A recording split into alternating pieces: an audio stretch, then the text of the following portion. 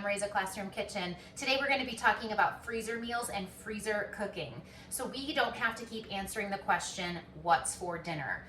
Plus, that question won't be stressful, anxiety provoking, or difficult. We all know eating at home helps us save money. It also helps maximize our time with our families. Just think about going out to dinner. By the time everyone's in the car and you've driven to the restaurant, it's already taken time out of your evening.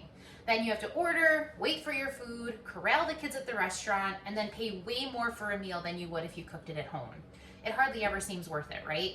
What's more, when you go out to eat, it turns into an event. It takes up the whole evening. Then there's no time for games or stories or playing or taking care of the evening to-do list or getting ready for tomorrow.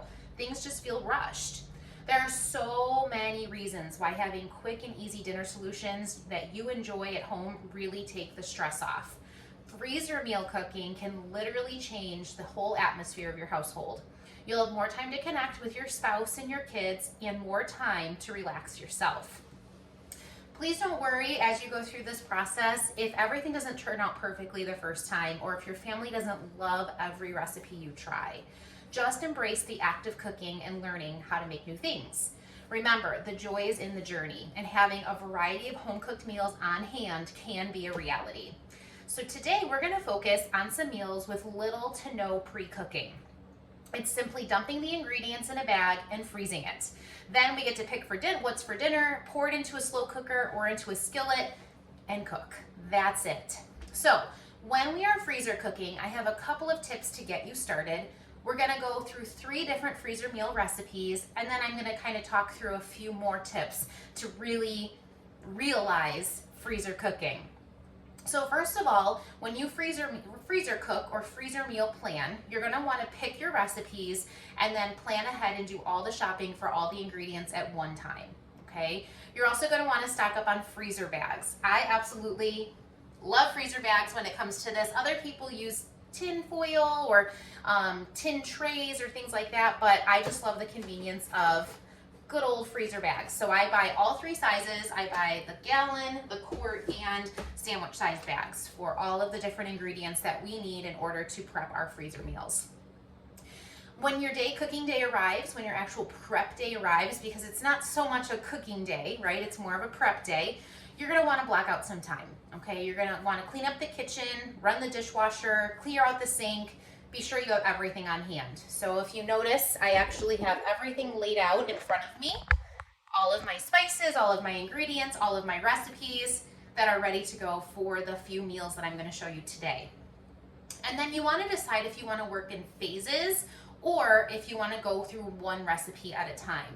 What I like to personally do is I like to prep all my meats ahead of time.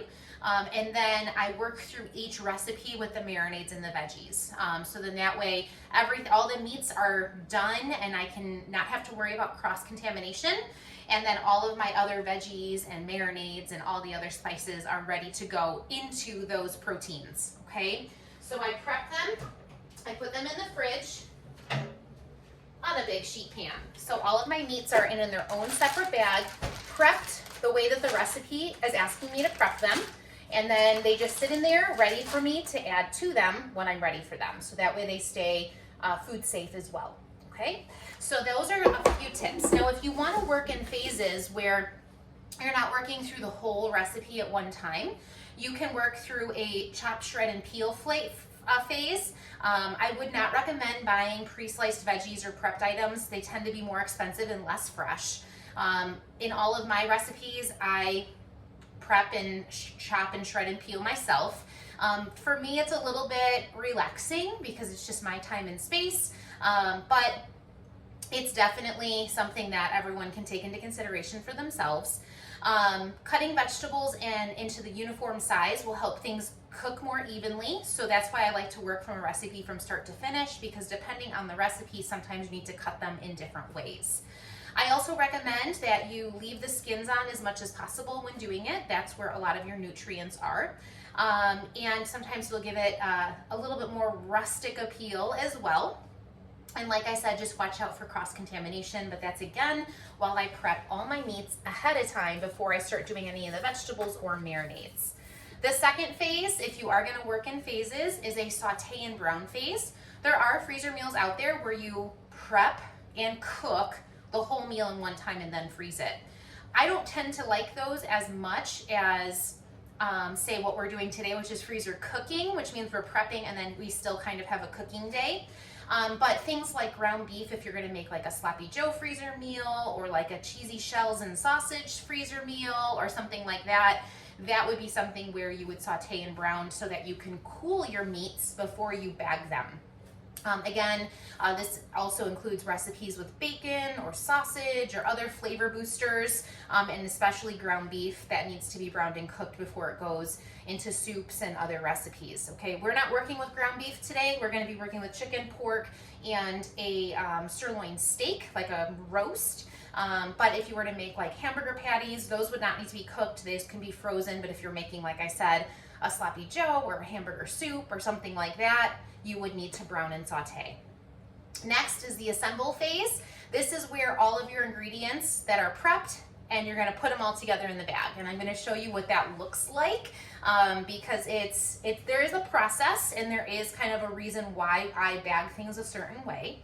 But many of the meats are marinated right in the bag. The veggies are put in a separate bag, and then everything is ready to go on cooking day. And lastly, of course, you're going to have your cleanup phase. Here's my favorite part about the cleanup phase though. Once everything's prepped and in the freezer, we're gonna clean the workspace, we're gonna run our dishwasher, put our kitchen back in order. But the great news is, with freezer cooking, there will be no nights of crazy amounts of dishes to wash. Everything is pretty much done for the most part. So the only thing you'll need to do is wash the slow cooker or the skillet or a sheet pan and a serving spoon. There's nothing like starting your week with a clean kitchen full of meals for the next week or two. It really just makes you feel on top of your game. Everything is calm, ready, and under control. And there's no anxiety about what to make for dinner, okay? So a couple of other additional tips. I would highly recommend that you try to minimize distractions while you're doing your freezer cooking. If your goal is to get in and out of the kitchen as quickly as possible, then you might want to get a babysitter. The kids can go on an adventure with dad, kids nap times, or just distraction-free time. Cooking with kids can be a lot of fun, and it helps them build their skills, but when you're trying to prep all your meals for 1 week, you sometimes just need your space, right?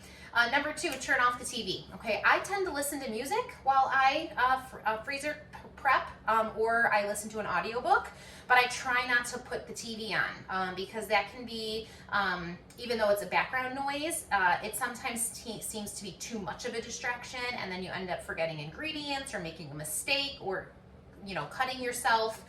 So I turn off the TV and I just listen to music or listen to like a podcast or an audiobook, just because it's not anything my eyes are darting to then.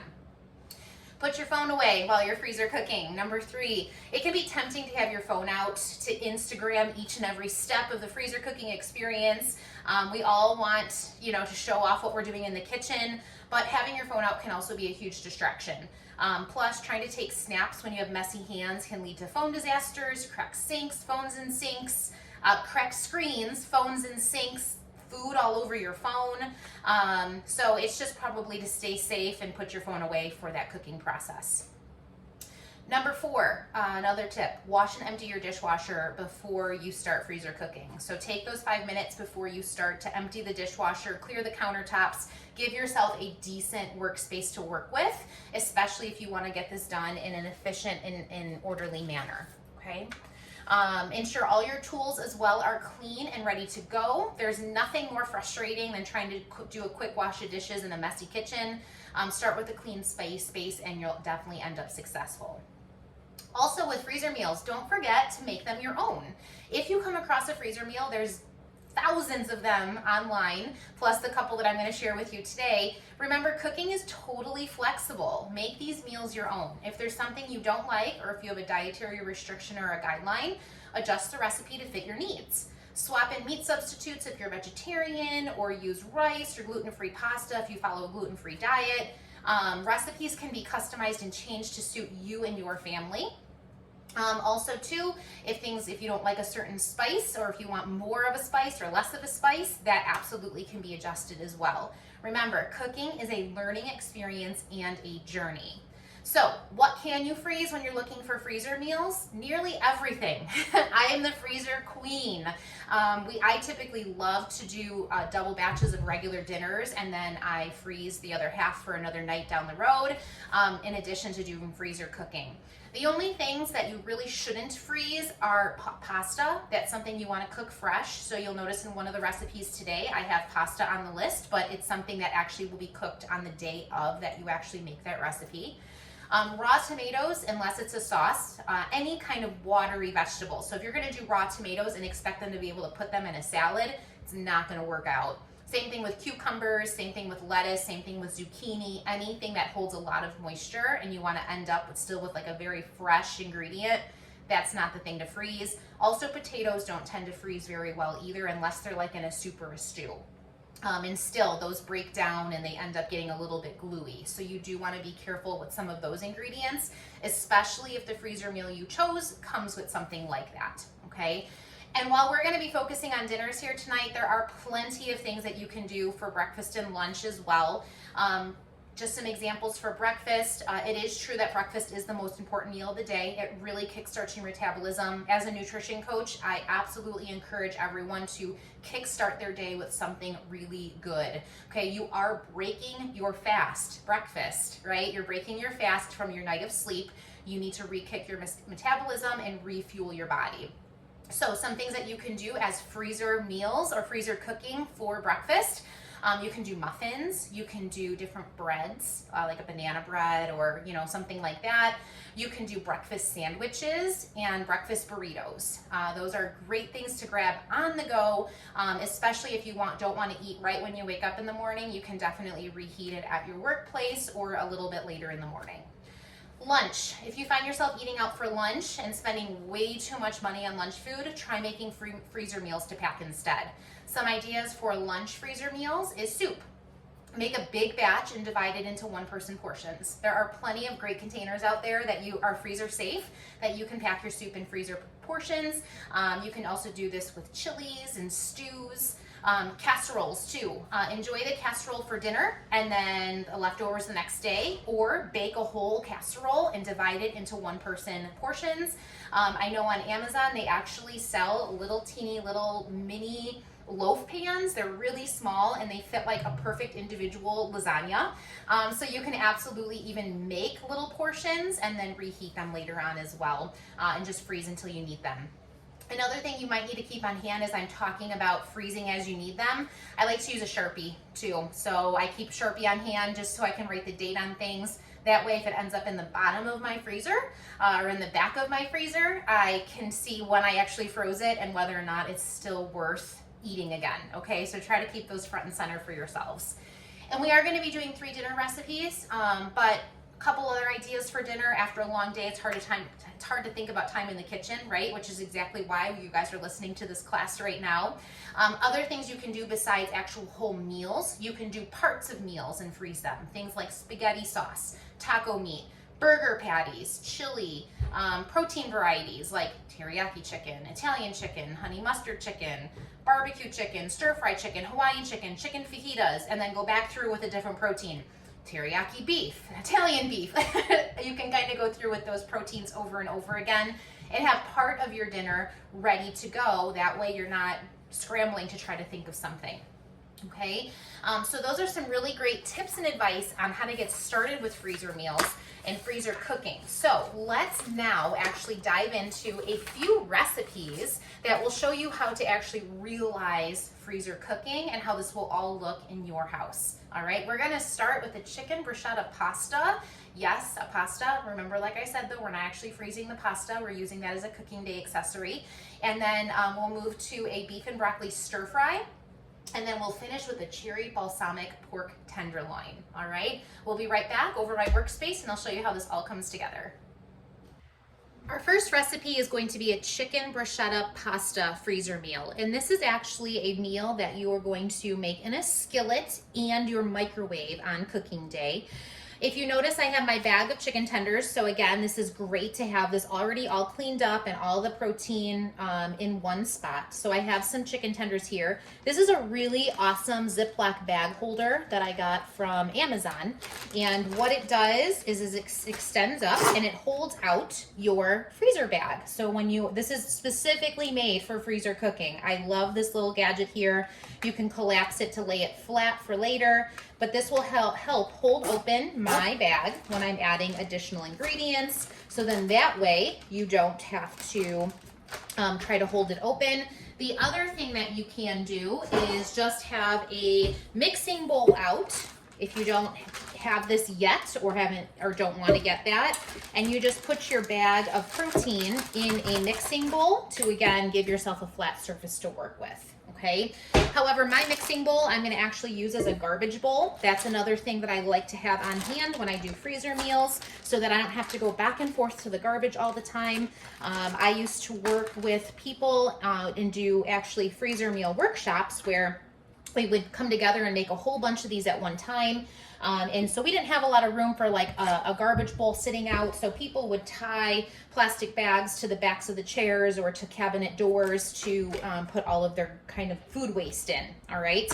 So our recipe that we're going to be looking at, I'm going to throw it up on the screen here, is going to be freezer meal assembly. Okay, and so our freezer meal assembly section is going to be talking about what we need to do with each of our products in order to make them prepare them for that meal. So our first step is add chicken tenders to a gallon-sized freezer bag. Done. It's being held open for me. Now what we're going to do is add 1 tablespoon of olive oil to these chicken tenders.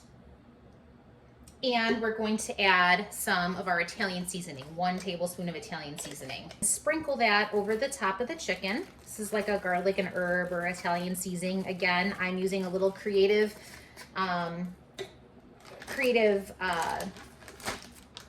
flexibility here.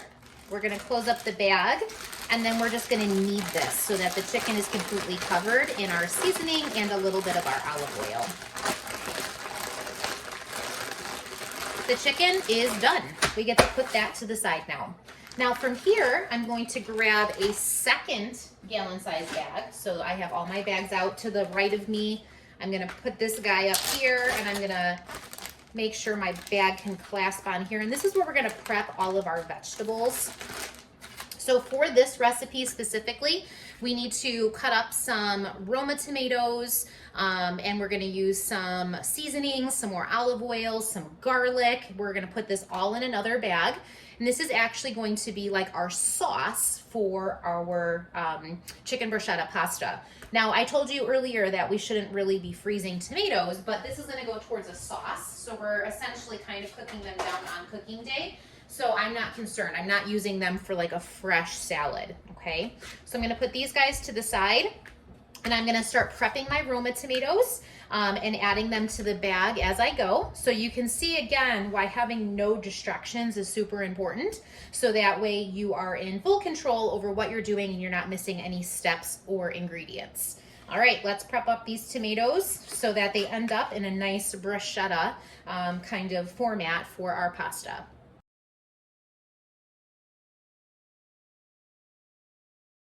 Our tomatoes are prepped. My garbage bowl is starting to get filled with ingredients on the side here. Now to this, we're gonna add some crushed garlic. I cheated a little bit and bought some crushed garlic cubes from the grocery store. So these are frozen. I'm just gonna kind of pop these in here.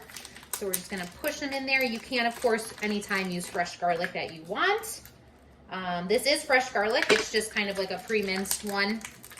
Again, cheating a little bit on this one. Let me get this out of the package and we'll put that in there. But that's what freezer cooking is all about. It's kind of like, you know, taking some of those cooking hacks so that it's easier on you and your family. We're gonna add some olive oil to this. We're gonna add some Parmesan cheese. And then some dried basil, onion powder, salt, and pepper. And we're gonna kind of knead this again. And this is actually what's gonna get mixed into our pasta on cooking day. Let's see here, we have some onion powder. There we go. Some salt and pepper. Good little pinch of each of those. Perfect. And then a little bit more of this Italian seasoning here. So we'll add that in. This is gonna get a little bit of a knead as well. So that way things just don't sit clumsily on top of each other. I'm gonna kind of squeeze as much air out. I'm gonna give this a little knead as well. All right, so we have our tomato mixture ready. We have our chicken mixture ready. And then when I shopped, I also bought the ingredients I'm gonna need for cooking day. And what I like to do is I like to store those in a section of my pantry so that I know I'm not gonna be using those. So I'm gonna need chicken broth and spaghetti noodles.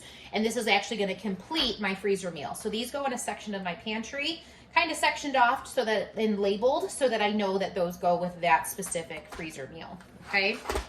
So then from here, I'm gonna take a third bag, yes, a third bag. We're gonna lay our chicken in here. This is why all that air really needs to be squeezed out. We're gonna put our tomatoes in here as well. And then I'm gonna take my actual recipe that we were working with because my cooking day directions are on the bottom here. I'm gonna take this recipe, I'm gonna fold it up. This way you don't have to mark your bags and find a recipe on cooking day. It's literally sitting right in your freezer with the freezer meal prep.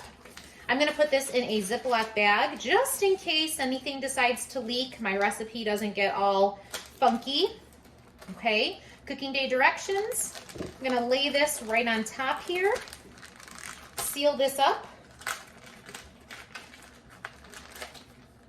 and ta-da, first freezer meal done, okay? This is gonna get laid flat in your freezer and then you can stack them or organize them any which way that you need to in order for you to use them in a correct fashion.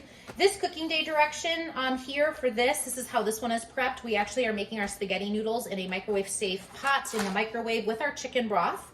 The chicken gets put in a pan to be cooked up as well. When the spaghetti noodles are done, we'll add the tomato seasoning to it, and then we will chop up the chicken and add that in there as well. So we have a little bit of microwave cooking with our pasta, a little bit of stovetop cooking, but really none of this should take longer than about 15 minutes to pull together and have a really, really complete meal, pasta meal for dinner, okay? So that's freezer meal number one with chicken and how cooking day would go with some pasta.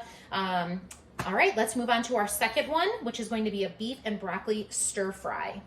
This second recipe is one of my family's very, very favorite ones. It is our favorite beef and broccoli stir fry. I started by cutting a really nice roast into stir fry strips.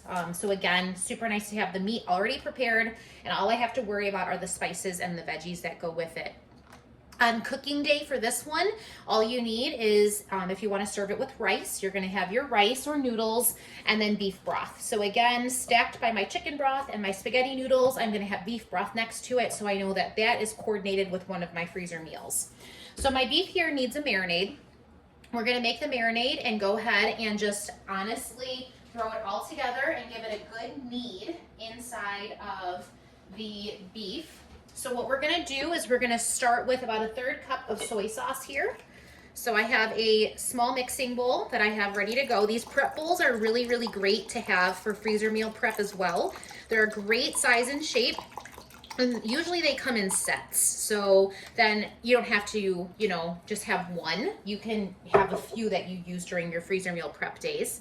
We're gonna add some of our powdered seasonings here. I have an Asian seasoning that my family really likes to use, but I did break it down into what seasonings are in that Asian seasoning. So onion powder, garlic powder, black pepper, ground ginger, and some pepper flakes. The one I like to use specifically is this Asian seasoning here. So you're gonna see me just add one spice to it, but I did break it down if this is not a spice that you are interested in buying. So I'm gonna go ahead and add this to my soy sauce. And it's a good amount. It's about 3 tablespoons worth of seasoning. But everything that I just told you is in the seasoning, okay? So we're gonna stick with that. From there, we're gonna add some olive oil. We need a tablespoon of olive oil. Anytime you make a marinade, you want an acid and a fat. So our acid is the soy sauce, our fat is the olive oil. Then we're gonna actually add some cornstarch. And the reason we're adding cornstarch is because on cooking day, it's gonna end up being a thickener for our stir fry. We don't want watery stir fry. We want a nice, thick, hearty stir fry. So I'm gonna add 3 tablespoons of cornstarch, and we're gonna go ahead and whisk all of this together. That cornstarch won't activate until it's heated up, okay? So it's not gonna thicken really anything until there's heat applied to it. And then what we're gonna do is we're just gonna go ahead and pour this marinade all over our beef. It smells so good. I'm really, really looking forward to making this freezer meal next week. We're gonna pour it all over our beef, and see again why these little bag holders are so nice. So it just holds it open, especially when you're dealing with marinades. We're gonna unsnap it from our stand, close it up, squeeze out as much air right now, and we're gonna just go ahead and knead it. We don't want that marinade to glump together. We want it to really coat that beef.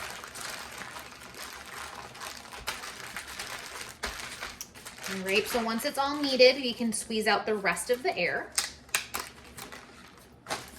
As much as you can, because remember, we're gonna double bag these things. All right, so we have our meat there. Now we need to do our vegetables. And for this one, we're gonna be using 2 different colored peppers, the sweetest ones that you can find, which are usually red, orange, and yellow. We're gonna be using a sweet onion and a good amount of broccoli, okay? If you wanna buy frozen broccoli and add it to these veggies, you absolutely can. I like to just have fresh broccoli. I feel like it's a better bite when we actually cook it. So I'm gonna prep these veggies, add these to a second gallon size bag, and then we'll bag these all together, and our second freezer meal will already be done. How quick is that?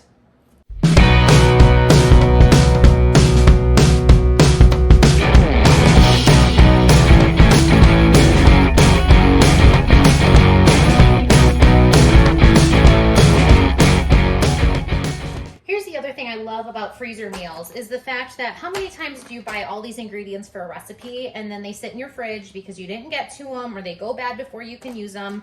Look at all these amazing colors in this beef and broccoli stir fry. By prepping them like this and storing it as a freezer meal, you are guaranteed not to waste your wet food anymore because it's frozen. So you don't have to worry about it going bad on you. So we're going to double bag this one. This one is a little bulkier in the sense that we have a lot of veggies going on here. So we're gonna do our best with this one. Sometimes when I do freezer meals, I don't end up sealing that top bag. Oh, did you guys notice too how handy this little stand was? And then in addition, look at my garbage bowl. I never had to leave. It was so efficient having this garbage bowl on the side here. We're gonna throw our beef in here with this. Again, we're gonna freeze this as flat as we can. And this is kind of gonna just be left open on the top, but honestly, the third bag is really just to kind of contain everything. It doesn't really have, or in case there's any leaks, it kind of catches it, but it doesn't necessarily have to be sealed closed if you can't get it sealed closed. Don't forget our recipe, so I'm gonna grab a sandwich bag here. On cooking day with this, we are going to cook our beef first in some olive oil, remove the meat when it's no longer pink, add our veggies to the skillet, let those cook up a little bit, then return our beef back to the skillet, add our beef broth, and let it simmer until it's all the way cooked through, and that's it. So this is a really great way to make a stir fry, very simple and very minimal prep on actual cooking day. So we're gonna go ahead and fold this guy up. You can fold it in a way that you can see the title on the top or the cooking directions, whatever you want, whatever's easiest for you. Again, the sandwich bag is just so that your recipe doesn't get leaked on or wet in the freezer. Stays nice and secure. We're gonna slip that in the front here. Freezer meal number 2, all ready to go. Number 3 is a very, very easy recipe. It is a fabulous slow cooker recipe, and I'm gonna come right back and show you how to make that one.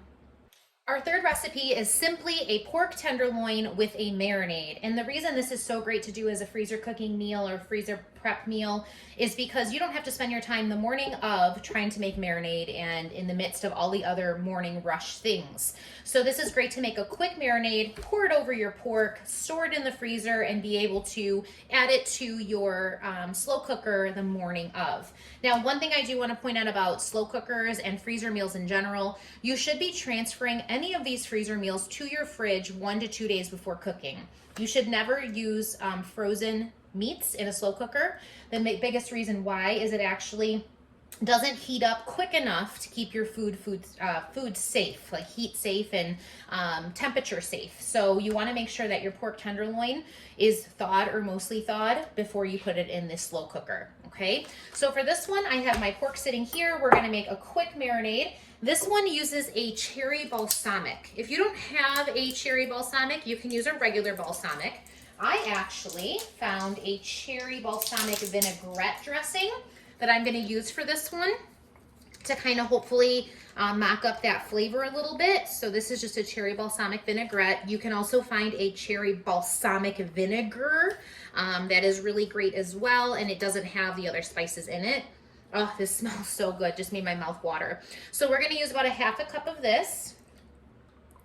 Salad dressings are awesome to use for marinades. So I could literally just put this over the top of my pork, but we're going to jazz it up a little bit more. We're going to add some extra onion powder to this. So we'll sprinkle that in. A little bit more.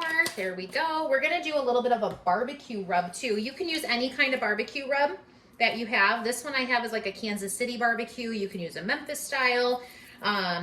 You can use a South Carolina style. You can use a smoky barbecue style, an apple rub style, whatever you want. This is going to be about a tablespoon of a barbecue rub as well. So again, we're just jazzing up some of the vinaigrette that we're already using.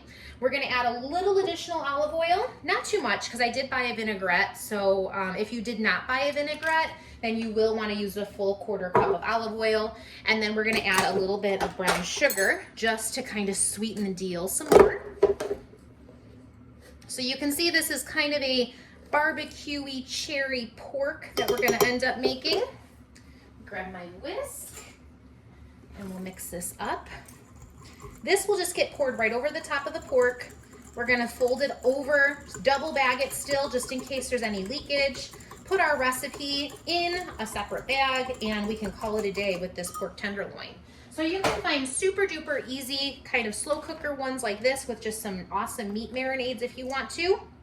Or you can, you know, get really involved with some of your veggie prep as well to actually make sure that everything is taken care of for you. This one I would serve just with some kind of whatever vegetable you're interested in. I'm going to give this a quick little knead. Make sure that pork is all covered. And then I like serving this one with like a wild rice or like a rice-a-roni or something like that. I feel like the rice is a nice hearty grain to it. All right, squeeze all that air out of there. Seal it up tight. Get our second bag. So you can see why freezer bags are my friend. They are really great to use for this kind of cooking style. This one, like I said, is 2 to 2.5 hours on high or 4 to 4.5 hours on low in the slow cooker, or until your internal temperature reaches 145 degrees. This one does have some additional cooking day instructions to actually make some like a glaze or like a gravy with it, where you're going to use some chicken broth, you're going to use some cranberries, some brown sugar, some cornstarch, some additional dressing. That's optional if you don't want to serve it with the additional one, but what you would do is you would take your pork out of your slow cooker. You would then add all of those ingredients to it and set it on high for about 30 minutes. And then that will allow you to have it thickened, and then that will end up being kind of like a glaze or a gravy, a sweet gravy that goes with it. You can also just add some dried cranberries to it as well. Again, the cooking day part of it is optional with the additional glaze or gravy.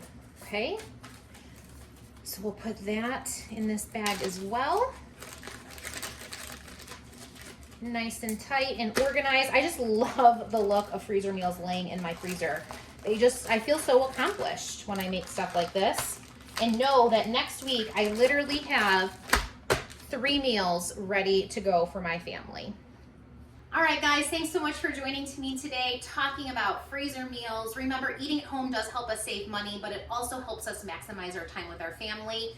I don't have to worry too much about food next week. I'm really, really excited. I feel accomplished and organized. I have a little bit of cleanup, but no cleanup for next week. Remember, an ounce of prevention is worth a pound of cure, and staying organized in the kitchen is prevention for many cooking situations that get out of hand.